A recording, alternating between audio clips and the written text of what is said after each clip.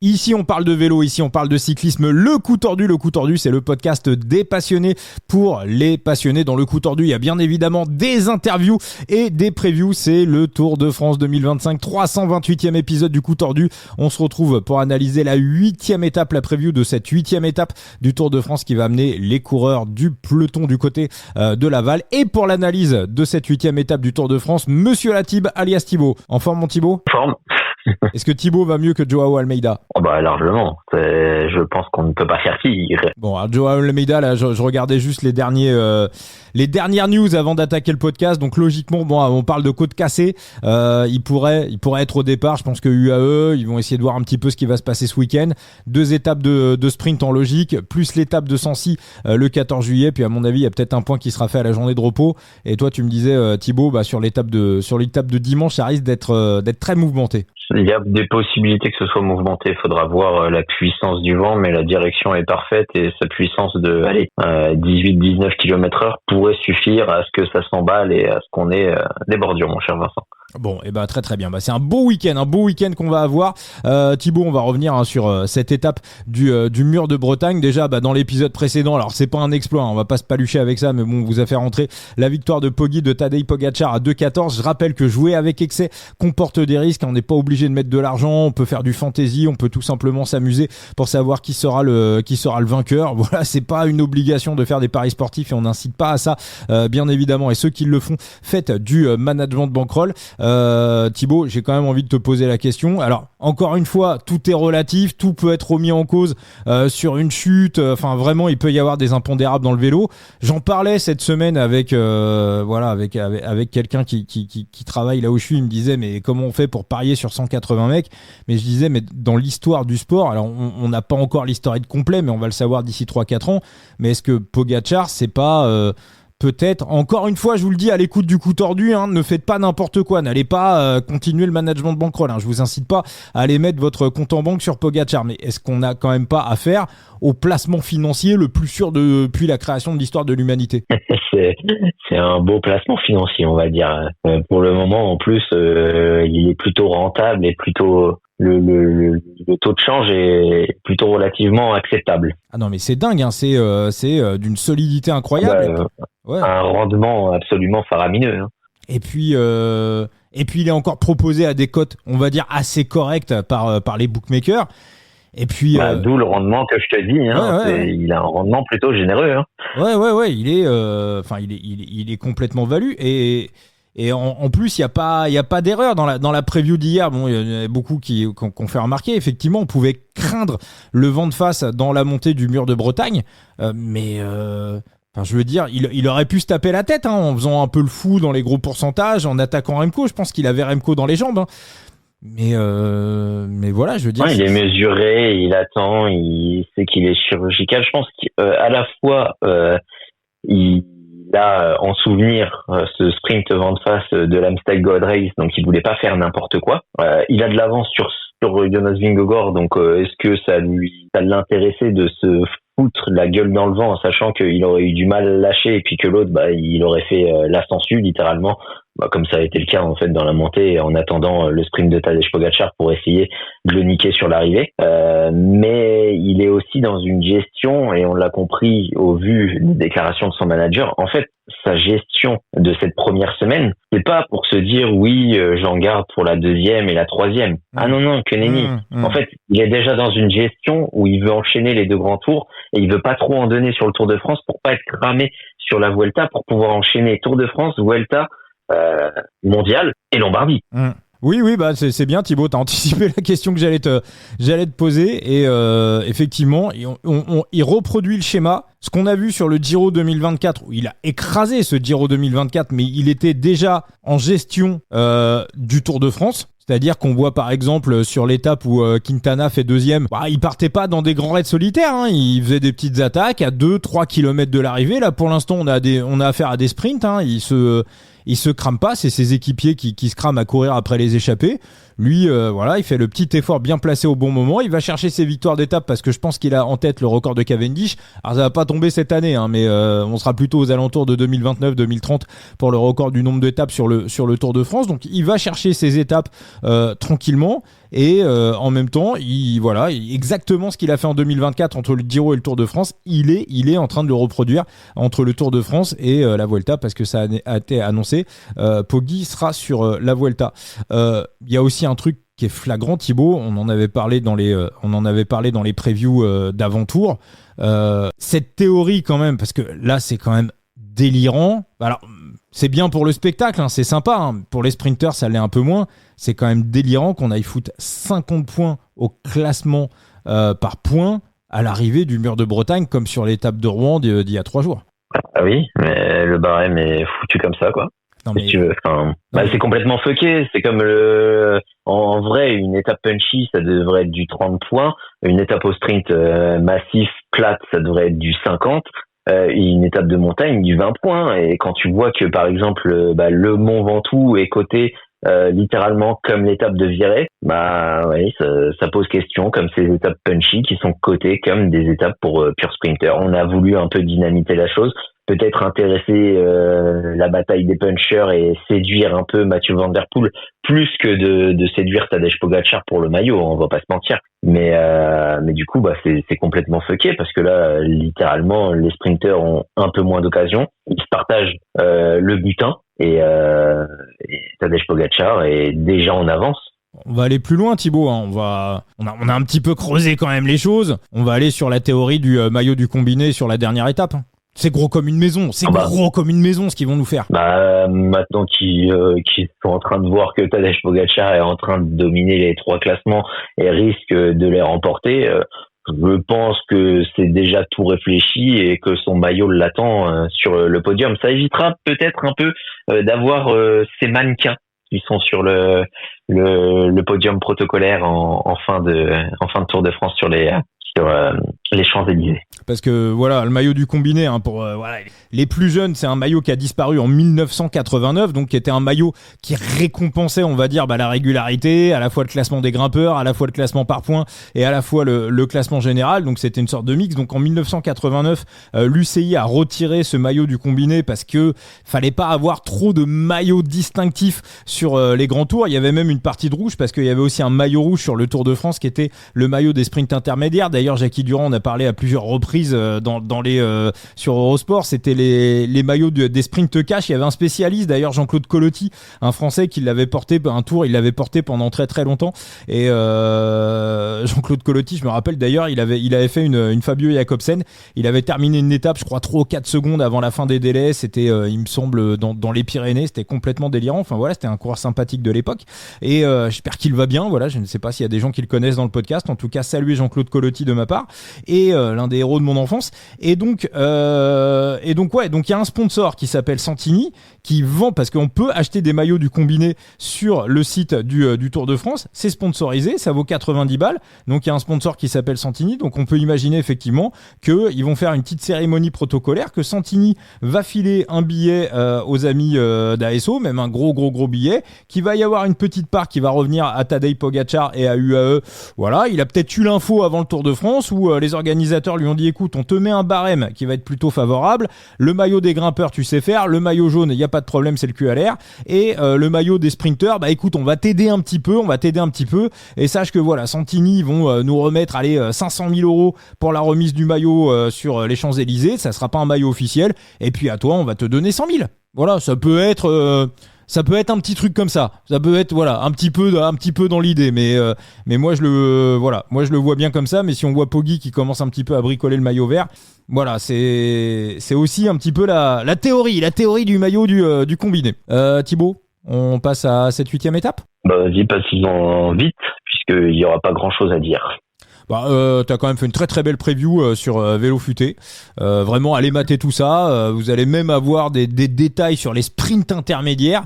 Ça se fait plus. C'est parce que. Ouais, mais c'est honnêtement parce que ce sprint intermédiaire, quand je l'ai trouvé dans sa composition, oh là là là là là là, et je me dis que s'il y a plusieurs équipes qui s'y mettent, il y a possibilité quand même qu'il y en a quelques cons qui finissent au sol. Ouais, un peu, avec terre-plein, le sprint intermédiaire, dans un endroit un petit peu. Et puis même avec cette prise de vitesse et tout, juste après le terre-plein, tu vois, t'as une prise de vitesse avec une portion descendante, le rond-point juste après. franchement, si ça frotte bien, putain, faut avoir les nerfs accrochés, hein. Et puis même l'après, en fait, sprint intermédiaire, sprint intermédiaire, tu fais pas attention, putain, tu finis vite au sol. Oui, non, c'est allez mater tout ça sur sur le site Vélo Futé. Honnêtement, fort heureusement, pour ce sprint intermédiaire, il y aura pas beaucoup d'équipes qui vont le contester et les équipes de leaders seront plus en retrait, tu vois. Mais si on avait un peloton complet là-dedans, heureusement qu'on l'a pas. Là, c'est un strike monumental. Mais avec le frottement de quelques équipes qui seraient intéressées, à voir. Hein. Si on a deux équipes, à savoir les Lidl Trek et les Intermarché, ça ira plutôt bien. Si les Alpecin commencent à s'y frotter, là, ça peut devenir peut-être un peu plus problématique. Mais on va avoir cette question autour de Mathieu Van Der Poel peut-être un peu après. Ouais, moi j'ai l'impression qu'il a capitulé pour le maillot vert. Au vu de sa déclaration en fin d'épreuve, j'ai l'impression il est beaucoup plus déjà dans un esprit de recherche d'étape, de se refaire un peu de jus. Il en a bouffé énormément et puis à partir du moment où en fait t'as pas inscrit les points qui sont plutôt précieux au sommet du mur de Bretagne, t'es en train de te dire que Tadej, lui, en montagne, en fait, les points qu'il va aller chercher, potentiellement, c'est des sprints intermédiaires que tu vas devoir aller chercher en montagne pour déjà compenser les potentielles victoires qu'il va avoir. Mais il faut aussi que tu rattrapes ton retard sur des étapes au sprint où Tadej, lui, ne participera pas. Et en plus, le problème, c'est que la concurrence sur les sprints,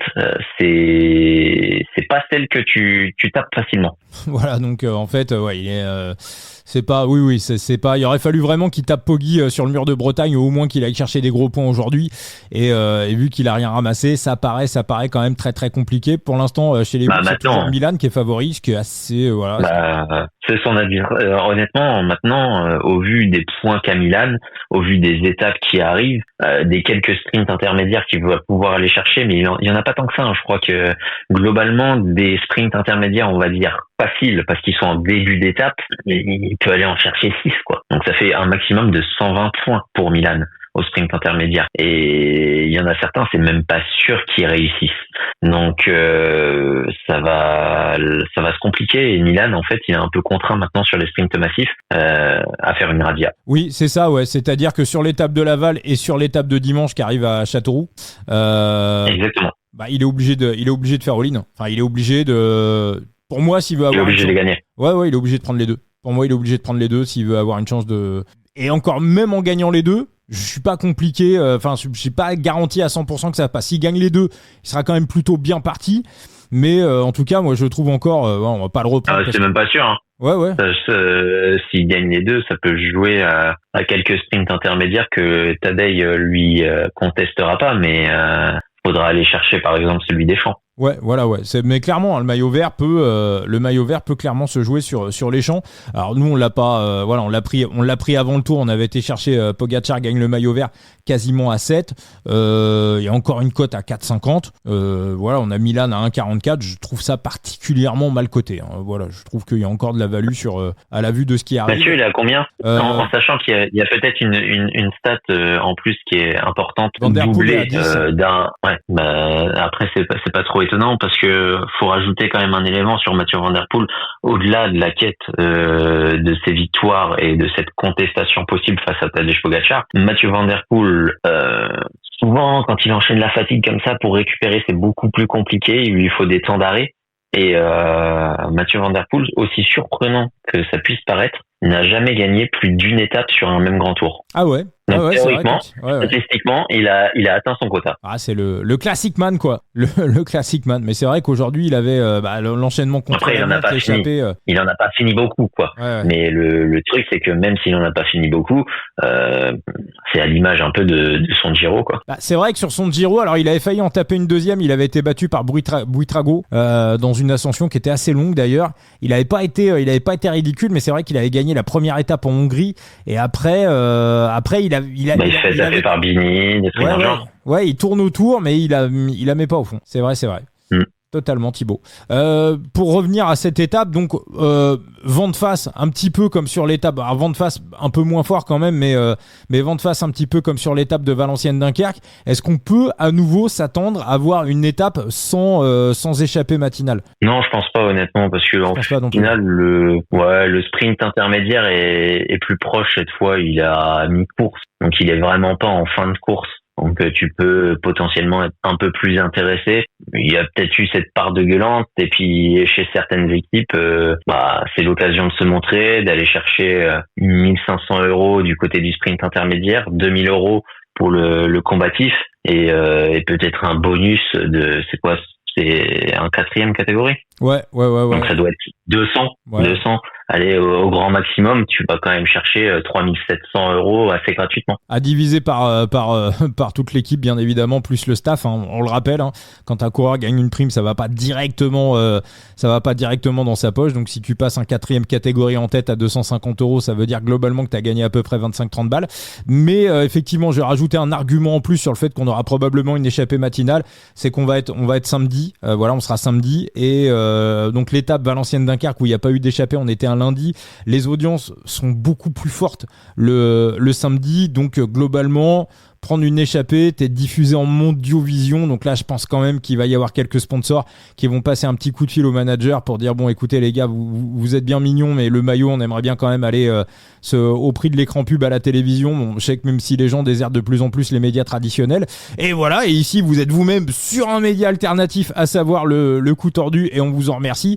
Voilà, la publicité quand même encore en Mondiovision sur les grandes chaînes de grande écoute, ça coûte quand même un gros billet. Donc foutre un mec à l'avant pour un sponsor qui met de l'argent dans le vélo, je pense malgré tout que ça peut être quand même assez intéressant.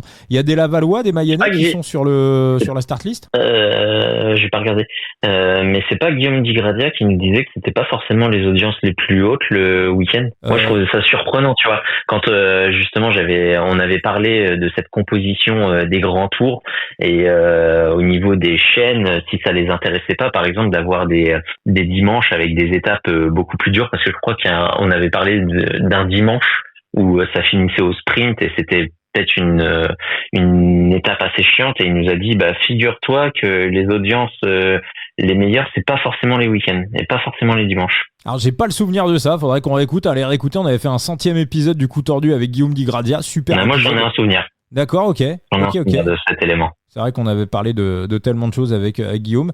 Peut-être, ouais, peut-être. En tout cas, voilà, on devrait quand même avoir, peut-être 2-3 coureurs à l'avant pour l'échappée matinale. Sinon, en revanche, bon, voilà, un petit peu comme l'étape de Dunkerque. Par contre, en revanche, le sprint va être très très intéressant et ça va être très différent de ce qu'on a vu jusqu'à présent. C'est du boulevard avec franchissement de rond-point à 3 km. On fait un demi-tour sur un grand rond-point. Puis après, tu vas en enchaîner certains jusqu'à 1 km 400, je crois. 1 km 200, la route commence à se redresser, mais on est sur du faux plein montant à 3%. Et c'est du tout droit, c'est du billard, donc c'est parfait pour les trains. Et quelque part, un sprinter qui, lui, n'en a pas, pourrait essayer malicieusement de profiter du travail des autres. Est-ce que, Jackie Durand avait l'air de dire à la fin des RP là sur Eurosport que ça avait l'air quand même, ce faux plat montant avait l'air un petit peu plus compliqué que ce qu'il n'y paraît, et que tous les sprinters tous les sprinters ne seraient pas à l'arrivée. Ouais, sur le visuel, moi que j'en ai vu, je le dis aussi, ça paraît quand même un peu plus dur que les pourcentages ne le suggèrent. Donc on peut imaginer que quand même quelques sprinters risquent de souffrir, non pas dans cette ascension, mais dans ce faux plat montant. Moi déjà, je peux t'en éliminer un d'office d'entrée. Dylan Groenewegen, tu peux le voir reculer d'entrée. Moi, je l'attends absolument pas dans le top 3 et dans les prétendants à la victoire. Et ça m'étonnerait même pas qu'il soit hors du top 10. D'accord. Bon, Dylan Groenewegen, hop, au revoir. C'est vrai que c'est un des sprinters qui a le plus de mal pour passer les bosses. Et donc là, derrière, on va tourner et on va reprendre un sprint. Donc on aura plutôt vent de face sur une grande partie de la journée. Mais là, par contre, au niveau du sprint, on va plutôt avoir un sprint vent de dos. On va avoir un sprint vent de dos. C'est ça qui est intéressant. Avec un vent de 16 km/h, ça va pousser et ça va être intéressant au vu de la configuration avec certains freins Et puis surtout certains sprinters, parce que ça a beau être en faux plat montant, visuellement ça se radoucit quand même un peu au sommet. Donc il y a moyen de lancer peut-être un peu de vent. On va faire un petit point sur les trains. Alors quelle est pour toi l'équipe la mieux armée pour aller affronter ce sprint quand même, hein. Des ronds-points, petit faux plat montant, du vent de face puis après du vent de dos. Moi je trouve qu'il y a énormément de sprinteurs en fait qu'on des plus et des moins en prenant tout en compte, hein, leur spécificité, sprint en faux plat montant, passage de rond-point, les trains qui vont avec. J'ai envie de dire que si on fait la liste, on va dire des 10-15 favoris de l'étape, ils ont tous des plus et ils ont tous des moins. J'arrive pas à trouver un mec qui coche les cases du début à la fin en fait. C'est pour ça qu'il est compliqué à analyser ce sprint. J'en ai un qui me plaît bien quand même. Mais le meilleur train, j'ai vraiment besoin de le dire. On sait tous que c'est la Lidl Trek. Ils nous l'ont montré lors du sprint de Dunkerque. Ils sont pas passés loin. Ça s'est joué à peu près à rien. Pas forcément au lancement de Jonathan Milan. Et on en discutait avec Enzo, c'était le tweet. Faudrait que je te le retrouve. Mais faut rappeler que Jonathan Milan est équipé en SRAM. Et que en termes de watts, il en perd quelques-uns avec les frictions. Et sans doute en fait que ces watts perdus à cause du matériel a coûté la victoire à Milan sur le sprint de Dunkerque. Et ça, c'est quelque chose qu'ils ont pu rectifier depuis ? Ah non, c'est du matos. Tu peux pas. Ça, par rapport à Merlier, tu pourras pas aller chercher hormis changer de groupement. Alors après ce sprint de Dunkerque, si on refait le même sprint, parce que c'est vrai que Merlier a pu s'abriter, il y avait beaucoup de vent de face, mais il a fait quand même beaucoup, il a fait énormément d'efforts avant, il a fait des sprints dans les sprints à partir de 3 km, donc il a énormément donné, là où Jonathan Milan, littéralement, non mais Jonathan Milan, c'était du papier à musique, hein, il pouvait pas rêver mieux comme train et être emmené à la perfection comme il l'a été, hein, il n'a pas conclu un travail qui était littéralement parfait. Il y avait rien à redire du côté de son train. Donc, parce que toi, celui qui te plaît bien, c'est Merlier. Celui qui me plaît bien, c'est Merlier. Il y a quand même un point de vue statistique à prendre en compte entre les deux. C'est que, allez, si tu dois leur donner un pourcentage de chance, on est quoi sur du 40-40 ? Bah, écoute, moi, et 20 pour les autres. Je sais pas. Ou pas. Pour moi, c'est beaucoup. Sur un sprint assez traditionnel, allez, on prend pas ce sprint, mais sur un sprint traditionnel, c'est du 40-40 et du 20 pour les autres. Ouais, non, sur un sprint plat traditionnel, c'est 45-45 et 10 pour les... Ouais, il y a Grooves, allez, ouais, 85% pour les deux, quoi. Je trouve, hein. Pas toi ? Ouais, non, mais je trouve aussi. Maintenant, ouais, je pense qu'en fait, Merlier, si tu l'as à 3, j'y vais. Je le vois gagner. Hein. Mais en termes de beating, je pense que je partirai sur autre chose. Bah, il est à 3. En France ou pas ouais, sur le 98, c'est sur Tagada. Oui. Sur le Boucref, il est à 3,25, je crois. Il est même monté à 3,5, je crois. Après, il n'y a pas de train. Là, il va vraiment, en plus, du côté des Soudanais, ouais, mais c'est parfait. Cataneo. C'est parfait pour lui. Ouais, mais il va profiter du travail des autres. Il a la grinta, celle du positionnement. On l'a vu, il y a eu quelques virages à l'amorce. Il a reculé un peu, mais il s'est très vite placé. Il sait très bien quel train suivre et il se bat à chaque fois pour ses trous. Et sur un sprint qui est absolument pas technique, en fait, il reculera rarement et il aura tout le loisir d'aller se repositionner. Donc, sur ce type de sprint, en fait, Merlier n'est pas éliminé. Le sprint aurait été beaucoup plus tortueux. Je te l'aurais éliminé. Là, honnêtement, c'est des conditions qui sont parfaites pour qu'il soit dans le match et qui littéralement, sur ce type de configuration, honnêtement, je lui donne un avantage sur Jonathan Milan. Donc, à choisir, si je dois choisir entre les deux, en team Merlier. Et en plus, Milan qui n'a pas forcément rassuré aujourd'hui sur le sprint intermédiaire. Exactement, ça fait partie d'une de mes décisions pour aller contre Milan. Désolé Enzo, mais c'est vrai il a été un peu asphyxié sur le faux plat montant en amont, mais sur le sprint intermédiaire qui était sur du 2%, il a quand même cravaché et il a eu du mal. Hein. Et pourtant, voilà, après ça dépend de la forme des coureurs, mais ce sprint, on va dire ce type de sprint légèrement en faux plat montant, hein, moi je cherchais un coureur type profilé Peter Sagan, hein, on a même vu il y a quelques années, c'était, je sais pas si tu te rappelles, sur Tirreno Adriatico, exactement le même type de sprint, on avait un faux plat montant à l'arrivée, sprint massif, hein. Sagan était gros favori. Est-ce que tu te rappelles qui l'emporte? Attends, redis-moi. Tirreno Adriatico, je crois qu'on est en 2019. Sprint massif. Ok. Sprint massif, arrivé 3%. Énorme favori Peter Sagan. Sprint massif. Avant, c'était tout plat. Enfin, ça n'avait pas été très très compliqué. Sprint massif, victoire de... Tu me poses une colle. Tu te rappelles pas de ce sprint massif qui avait été remporté par Julien? Non, ça m'est sorti de la tête. Alors je vais ressortir l'étape 2019 ou 2020. C'était exactement le même. Alors 2020, c'est pas possible parce qu'il est sur Paris-Nice. Pour moi, c'est 2019. Tirreno Adriatico. Voilà, ça doit être. Ah, mais c'est à son prime. Voilà. Et non, parce que là, il avait battu Van Avermaet sur. Voilà, c'était l'étape à Récy. C'était la 6e étape. Et sprint massif, il bat Davide Cimolai. Ah non, il n'y avait pas Sagan dans ma tête. Ouais, si, Sagan fait 5e. Il bat Davide Cimolai et Elia Viviani, qui était à son prime à l'époque. Fini 3e en 4 tours. C'était un sprint ascendant quand même. C'était un sprint à 120 et l'arrivée, on était exactement ascendant. Ouais, mais on était sur le même type de faux plat montant, 2% à l'arrivée, de peut-être même un petit peu plus facile qu'aujourd'hui. Et Loulou avait été chercher le sprint massif à l'époque, à la surprise. À la surprise générale. Bon, après, je vois pas ça. Je vais pas vous donner le top 10 ou le top 3 de Julien Alaphilippe. Je vous rassure. En plus, à la Tudor, ils ont quand même 3 cartes. À la Tudor, moi, j'ai l'impression que c'est ça. Dainese, il devrait partir de la Tudor. J'ai pas l'impression qu'on lui fasse une énorme confiance. D'ailleurs, j'étais surpris à la vue de ses perfs cette année qu'il soit au départ. On a Maillaufer qui a gagné. C'est pareil. Lui, il est hors top 10. Hein. Ouais. Maillaufer a gagné une étape à Laval sur les boucles de la Mayenne, mais lui, c'était en échappé. Et par contre, Trentin, c'est un bon petit spot pour lui quand même. Pour un top 10. Ouais, il y a du monde quoi. Dans l'équipe, c'est ça le truc. Non, mais c'est vrai que quand on fait la start list, il y a beaucoup de monde. Il y a beaucoup de monde et puis à chaque fois que tu as un sprinter avec un lead-out, tu te dis que, par exemple, Pascal Ackermann sur ce type de finale, moi j'irais plus facilement miser sur Jack Stewart quand je vois le final. Mais Ackermann a progressé. Ouais, mais Ackermann a progressé aussi sur ce genre d'arrivée en faux plat montant depuis, on va dire ces 2 dernières années.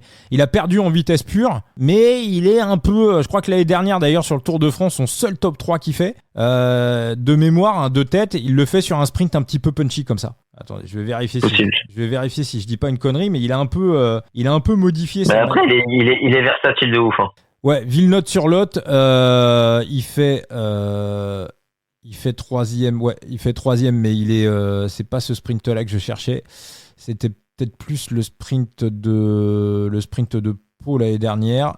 Non, écoute, le sprint de Pau, non, c'était en échappé. Ok, bon, écoute, j'ai dû un peu Ackermann. Il y a 4 sur le sprint de Colombey, les 2 églises. Voilà, c'est celui-ci. Voilà. Colombey, les 2 églises l'année dernière. Donc la victoire de Girmay, sprint en faux plat montant, il fait 4e face à un gros field. Donc moi, Ackermann, tu vois, il y a une vraie interrogation chez Israël parce que Ackermann et Stewart aussi est très très bon dans ce genre de situation. Donc ouais. Franchement, moi je donnerais la chance à tous les deux, mais franchement, ouais, c'est très très très compliqué. Alpecin, Cadem Groves, il a quand même un gros avantage, ça va être son poisson pilote, Mathieu Van Der Poel. Sur ce type on en revient.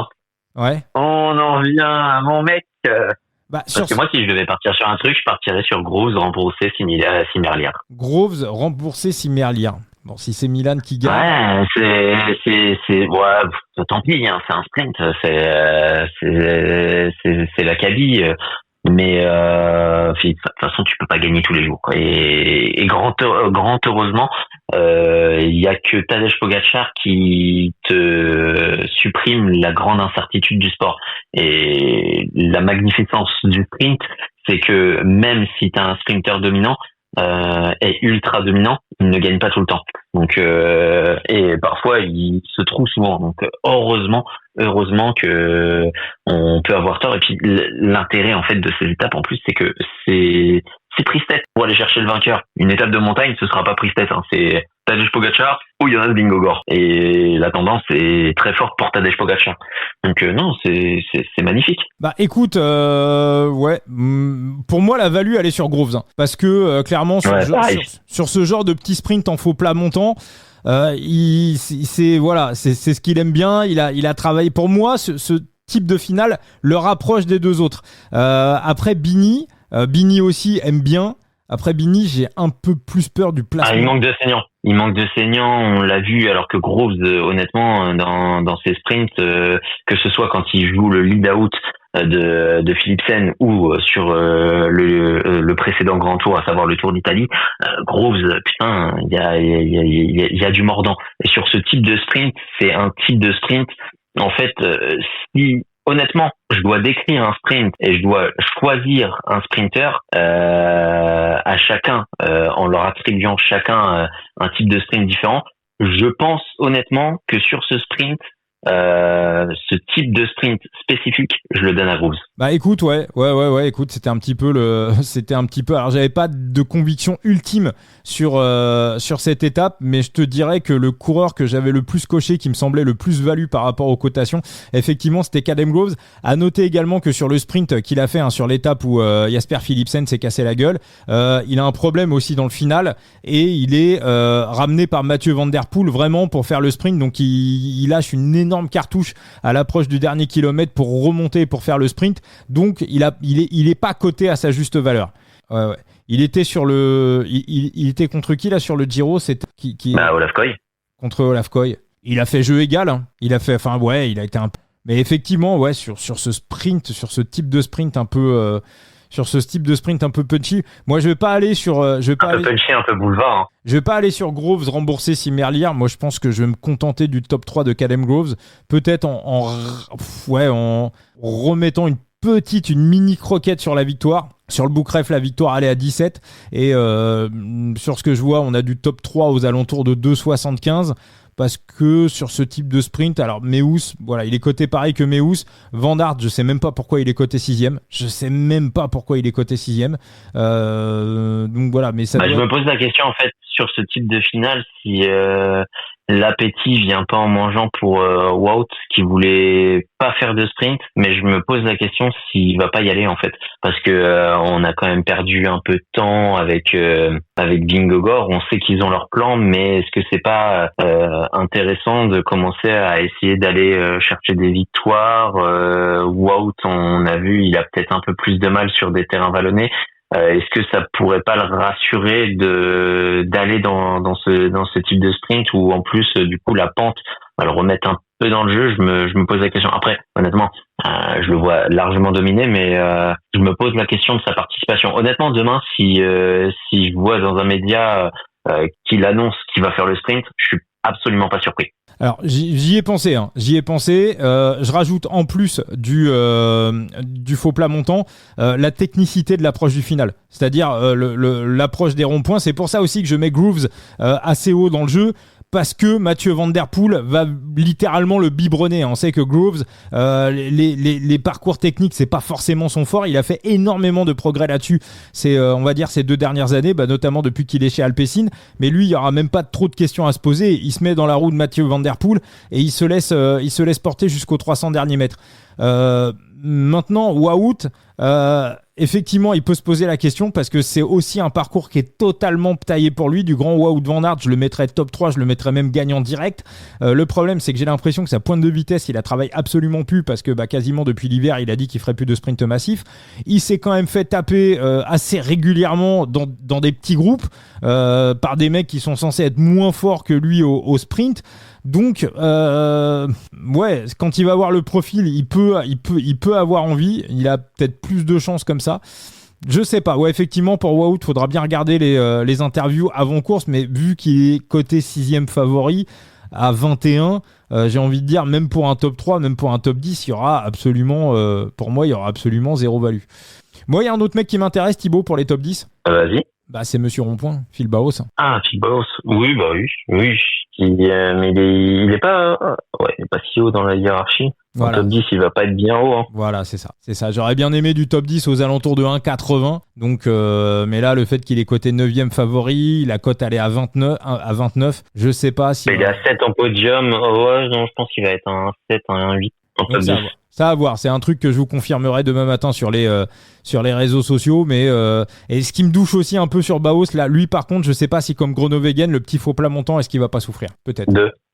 Du faux plat montant. Phil Bauhaus? Ouais. Non. C'est parfait pour lui. Parce que l'approche du final, lui, c'est vraiment son truc, c'est les ronds-points, quoi. Bam, des ronds-points. Phil Bauhaus, vous lui mettez des ronds-points. Donc, limite, rond-point. Phil Bauhaus, ça peut même limite être un top 3 surprise. Hein.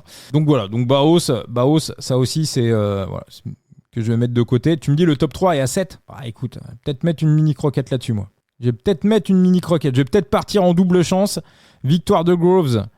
Mini croquette avec le top 3 de Groves et mini croquette sur le top 3 de Phil Bauhaus. À mon avis, ça va être ça va être ma double chance. Est-ce qu'il y a d'autres choses qui t'intéressent, Thibaut, dans cette histoire de sprint à Laval? Il y a potentiellement des top 10 surprises, mais malheureusement, mon cher Vincent, je ne les mentionnerai pas parce que c'est des mecs qui taperont pas un top 3, qui taperont pas de victoire, donc qui taperont un top 10 et pas forcément envie de voir des mises et un marché ajusté sur leur éventuel top 10. Bon les amis, en fait, voilà, on a enregistré le podcast avec Thibaut, on a donné un ou deux noms de mecs qui sont sous les radars pour d'éventuels top 10.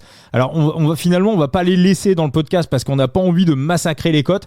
Donc surveillez X, Twitter demain matin. Voilà, je vous donnerai les noms de ces coureurs qui ont des cotes complètement hallucinantes et qu'on pense pouvoir aller dans le top 10. Donc on vous donnera les cotations.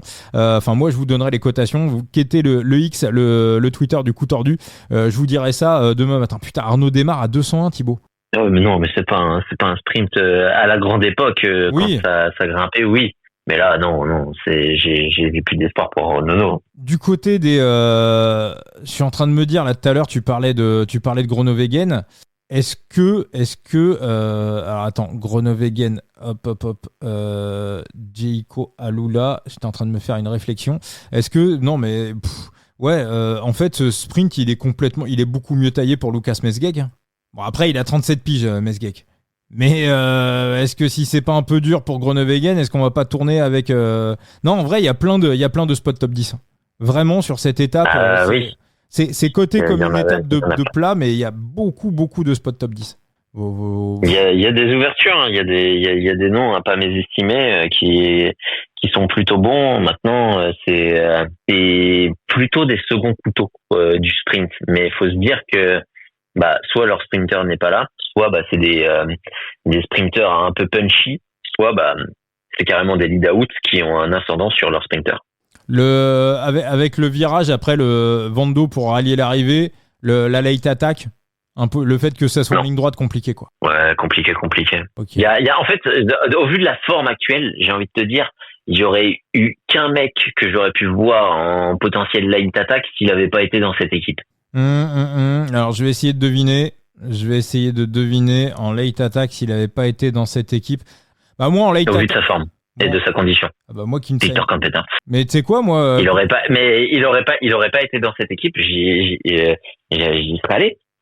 Éventuellement au culot, mais là honnêtement ça va être du travail de bouffer du vent pour le placement de Vingegaard et puis terminer bonsoir. Tu sais quoi Quinn Simmons, s'il n'y avait pas eu Jonathan Milan dans l'histoire, moi la late attack j'aurais posé une croquette. Ouais. Après c'est compliqué quand même une late attack.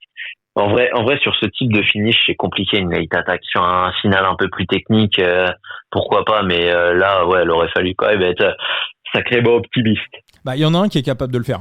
Ouais, mais faut profiter. Ouais, faut profiter de certaines conditions. Ouais, non, faut pas là. En plus, Remco, il manque de tonus. Hein. Ouais. Et il a les qualités pour rouler à fond, tu vois. Mais on l'a vu même aujourd'hui, hein, et sur les derniers sprints, il a travaillé son jeu, il a musclé son jeu en montagne.